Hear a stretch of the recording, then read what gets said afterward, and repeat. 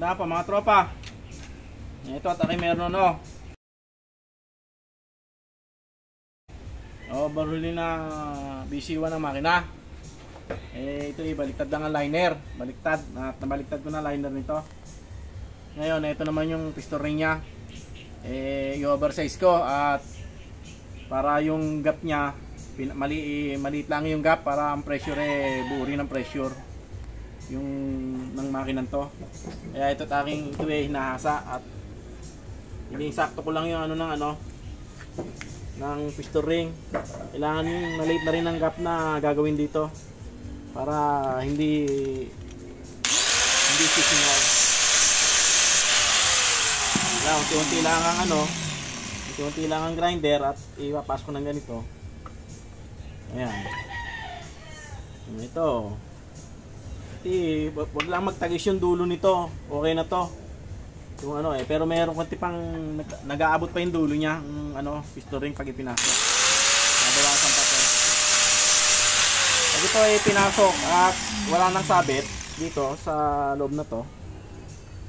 Ito, ipapasok ko halimbawa ng piston. Pagka ito yung dulo nito hindi na nag-aabot, pwede na to.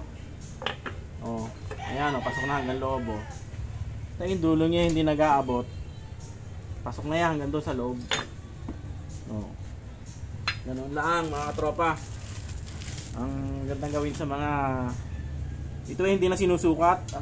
Pag nagawa nito hindi ko na sinusukat ng filler gauge to. Talagang yung dulo lang, wag lang mag-abot okay na to. Okay na to.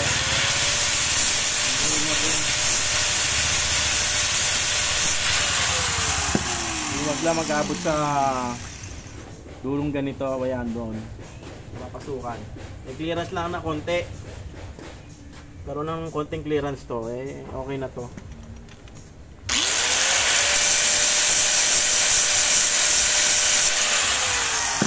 Ayan, yung oversize.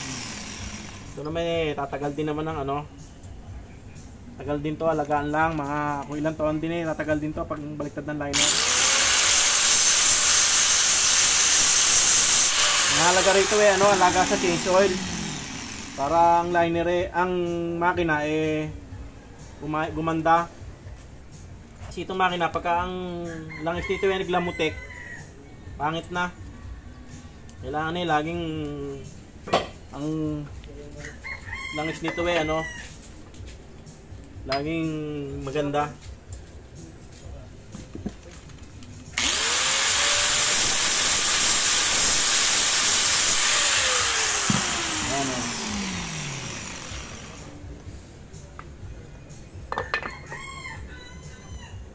May konting nag-aabot pa dulo ng kaya hindi pa maipasok ng ayos at babawasan pa natin ng konti.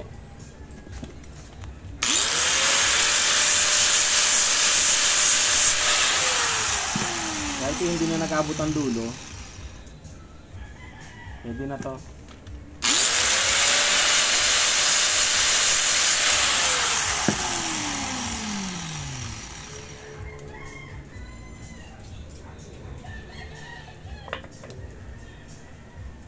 Ito na, tropa, hindi na nag-aabot ang dulo nito.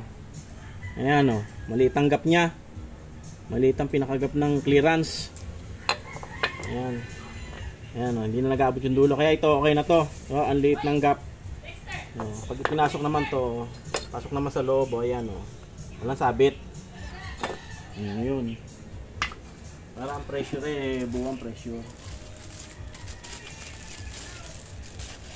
Isa na lang ang aking oversize na sa 4. Kunti lang ang bawas para hindi mabigla ang kasi minsan pagka yung napading kayo ng sobra malaki ang tulad nito sakto agad.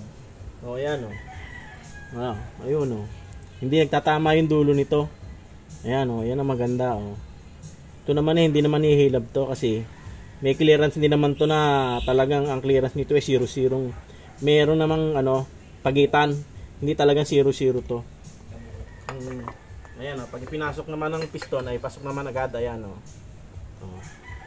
Ayan mga katropa. Okay na tong aking ano, pinasa na piston ring na oversize.